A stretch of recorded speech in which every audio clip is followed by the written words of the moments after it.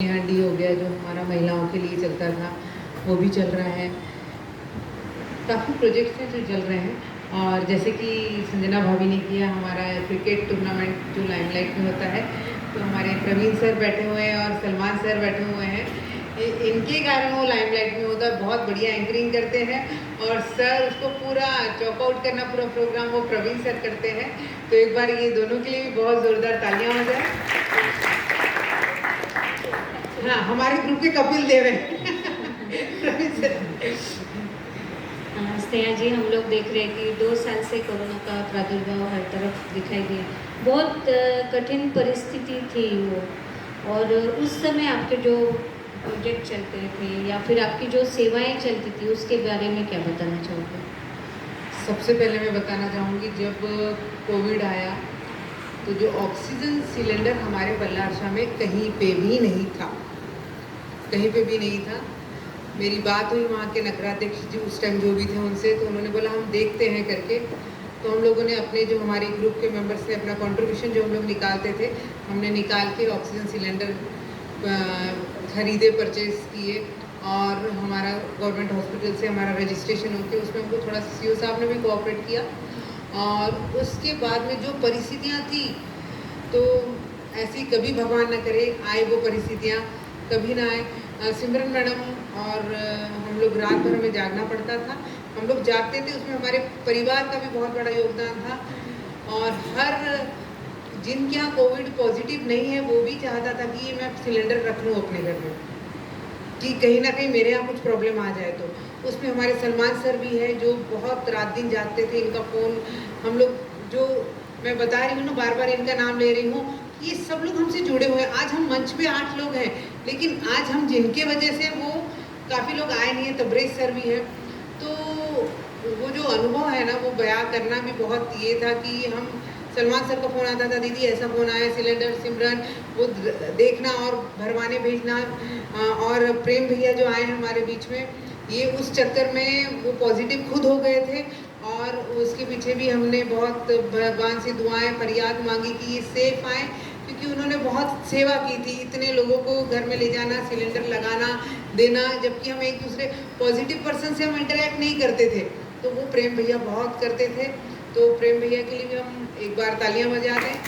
और हमारे परिवार से जुड़ गए ये जो सभी सदस्य हैं, इनकी बातें मतलब मैं बताने जाऊँ तो बहुत बड़ा। और हमारी एक बहुत अनुभव तो ऐसे आए हैं। ऑक्सीजन सिलेंडर के बारे में सिमरन ज़्यादा बता सकेगी ऐसा मुझे लगता है। सिमरन मैडम आप बताइए। सिमरन जी, मैं तो चाहूँगी कि वो कोई टाइम मशीन हो तो वो अनुभव ही ख़त्म कर दिए जाएं, क्योंकि वो बहुत ही डिस्टर्बिंग अनुभव थे।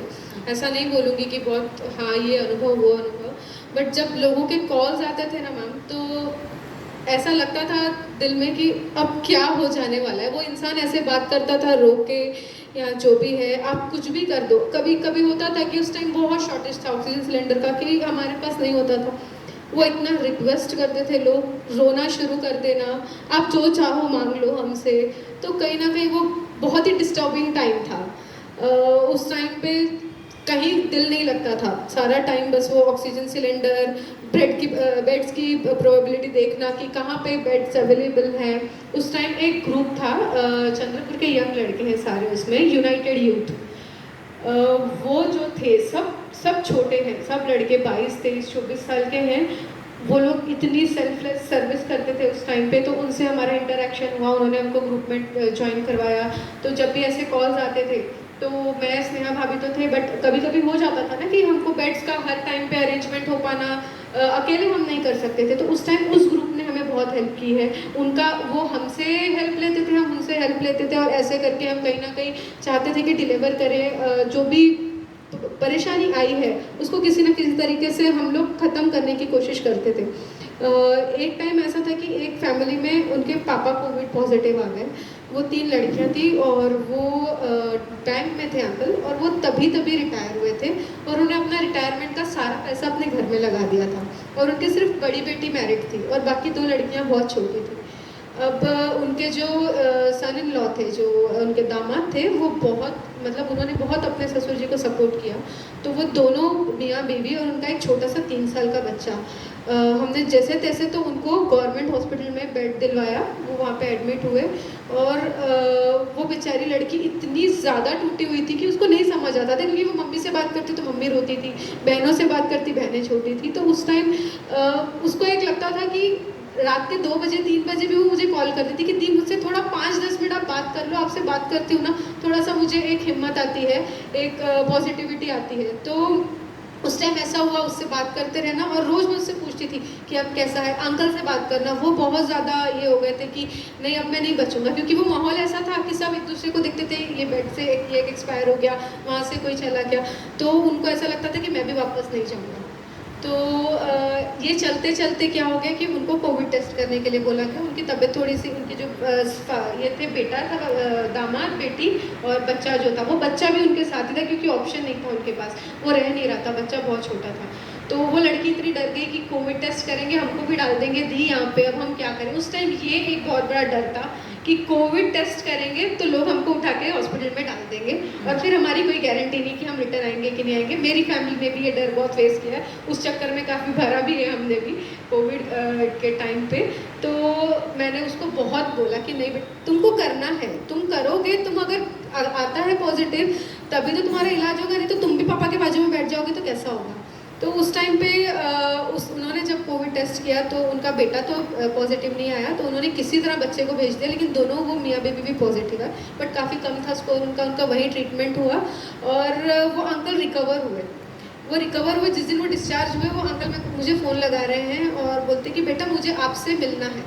अच्छा। कि आपने जो मतलब सारा टाइम एक दिया है हमको, इतना आपको इतने और भी कॉल्स आ रहे थे, बट आप सारा टाइम मेरी बेटी से बात करते थे, आप मुझसे बात करते थे, तो मुझे आपसे और वो जो एक मैडम का नाम सुना है, स्नेहा भाटिया, ये 2 लोगों से मुझे मिलना है। बट कुछ ऐसे सहयोग बने कि हम लोग आज तक उनसे मिल ही नहीं पाए हैं। उस टाइम तो हर कोई डर में था, तो बाहर निकलना पॉसिबल नहीं था। और ऐसे बहुत सारे इंसिडेंट्स हुए हैं, जैसे फूड के टाइम पे भी फूड डिस्ट्रीब्यूशन, जो हमने घर कोविड पेशेंट्स जो होम आइसोलेटेड थे उनके लिए टिफिन्स पहुंचाए थे, उस टाइम पे भी ऐसे वेल टू डू फैमिलीज थी जिनके पास पैसे की कोई कमी नहीं थी, कोई भी कमी नहीं थी। वो चाहे तो 5 स्टार होटल से खाना रोज का बुलवा सकते थे अपनी फैमिली के लिए, बट उस टाइम वो भी मजबूर थे।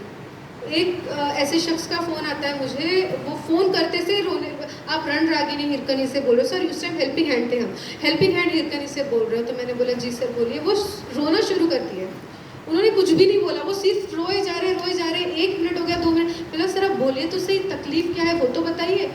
तो फिर वो बोलते, मैं बोले यहाँ नहीं रहता, मैं रहता हूँ दुबई में, मेरी माँ है, 2 बच्चे हैं और बीवी है, ये कोविड पॉजिटिव आ गए हैं, मेरे भाई का घर बिल्कुल बाजू में है, मेरा भाई है, भाभी है, उनके भी बच्चे हैं, लेकिन उनको खाना नहीं दे रहे हैं, वो होम आइसोलेटेड हैं, लेकिन मेरा भाई जो है वो बोलता है कि अगर मैं खाना दूंगा तो मेरे घर में कोविड आ जाएगा।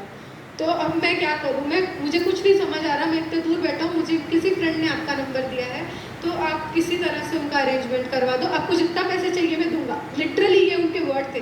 मैंने बोला सर हम ये पैसे के लिए तो पहली बात कर ही नहीं रहे, और हमने शुरू इसलिए किया है कि हम किसी की मदद कर पाए। तो हमने उनके घर पे, ऑलमोस्ट उनकी मदर की भी काफ़ी तबीयत ज़्यादा अच्छी खासी ख़राब थी, तो उनका ट्रीटमेंट से लेके उनकी हेल्प करना, ट्रीटमेंट से हमारे ग्रुप में तबरेज़ सर थे, उस समय रोज़े चल रहे थे, रमज़ान का पाक महीना चल रहा था।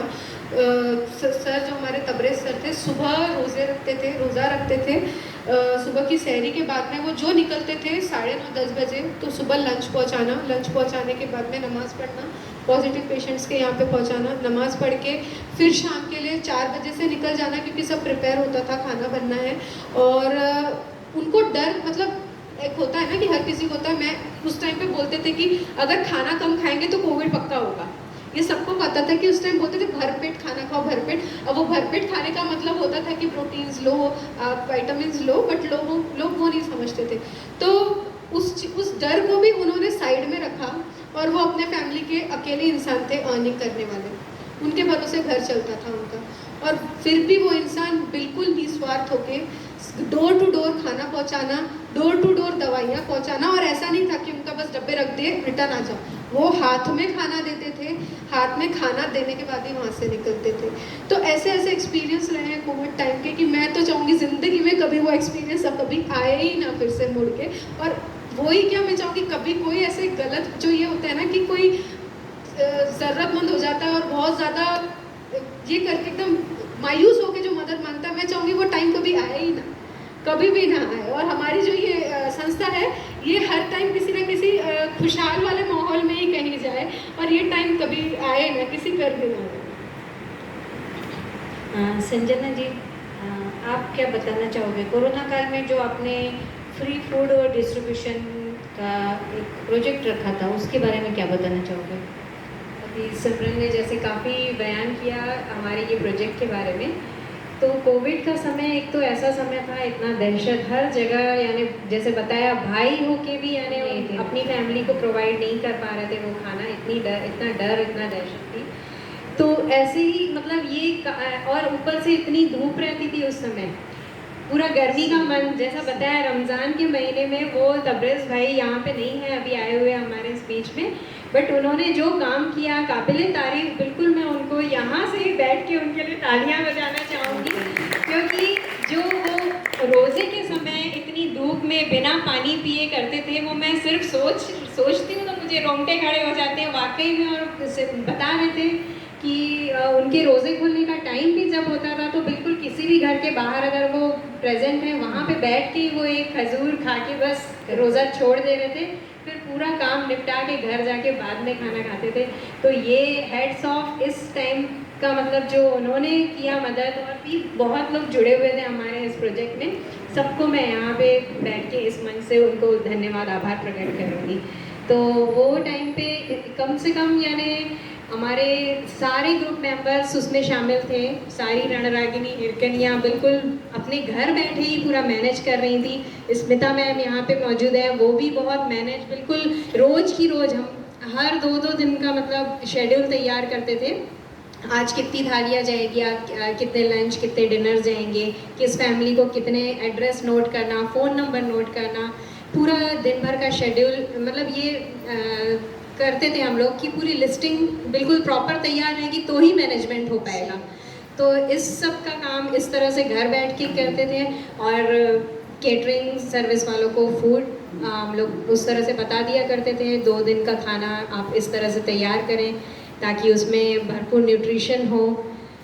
तो इस तरह से हम लोग काफ़ी सारी तैयारी घर बैठे ही करते थे, और डिस्ट्रीब्यूशन में जो जाते थे तो उनके लिए तो हेड्स ऑफ जो वहाँ पे कर। और आप तो एक डाइटिशियन भी हो, तो कुछ अलग से ख्याल रखते थे क्या? क्योंकि प्रोटीन न्यूट्रिशन वो भी ध्यान रखना ज़रूरी था। बहुत ज़्यादा, क्योंकि वो समय ऐसा था न्यूट्रिशन ही ज़रूरी था उस टाइम पे, यानी जो भी हम देख रहे थे वो माहौल, प्रोटीन विटामिन ज़रूर है।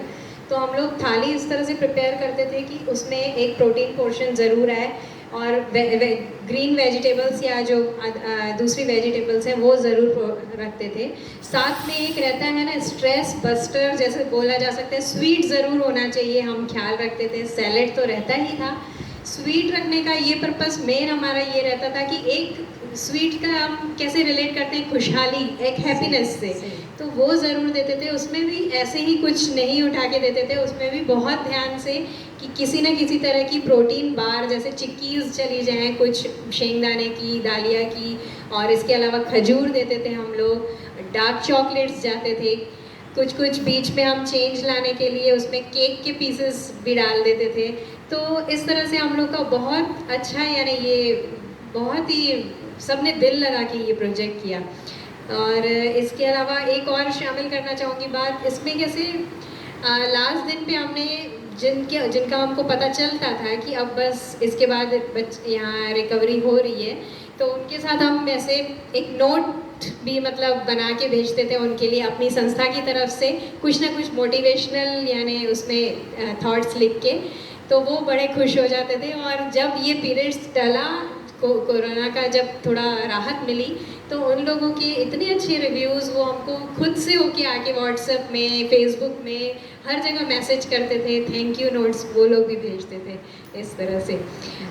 कोविड के समय का आपने उस समय पूछा, एक और किस्सा मुझे याद आ रहा है उस समय का।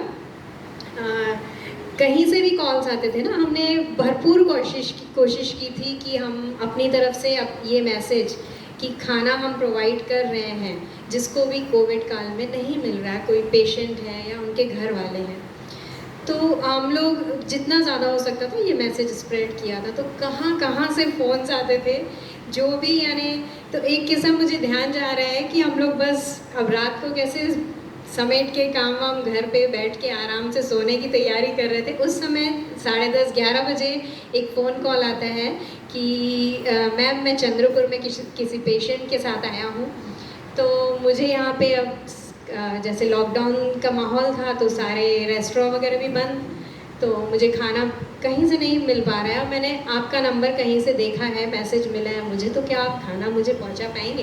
रात के 11 बजे तो हम लोग की टीम आपस में कॉन्फ्रेंस कॉल में एक दूसरे से, भाभी से, सिमरन से, सबसे बात हो रही थी। तो हमने सारी कोशिशें की, 5 स्टार होटल में भी ट्राई किया, जोमेटो, स्विगी, हर तरह के यानी देखे हमने मोड्स जो भी हम कर सकते थे, बट नहीं हो पाया इनको उस समय। तो इसके बीच में हमारी भाभी हमारी सुपर हीरो, उन्होंने बोला ये काम तो हम करेंगे, किसी ने हमसे इतना फ़ोन नंबर लेके हमको फ़ोन किया इतनी रात को, ये काम ज़रूर करना है। तो बस उन्होंने एक फ़ोन घुमाया अपने मायके में, चंद्रपुर में हम मम्मी पापा रहते हैं, भाभी के भाई भाभी, तो बस उन्होंने फ़ोन लगाया, पापा ऐसा ऐसा है, क्या आप एक आध थाली तैयार कर पाएंगे उनके लिए? उनके पापा तो है ही तो बिल्कुल तुरंत वो बिल्कुल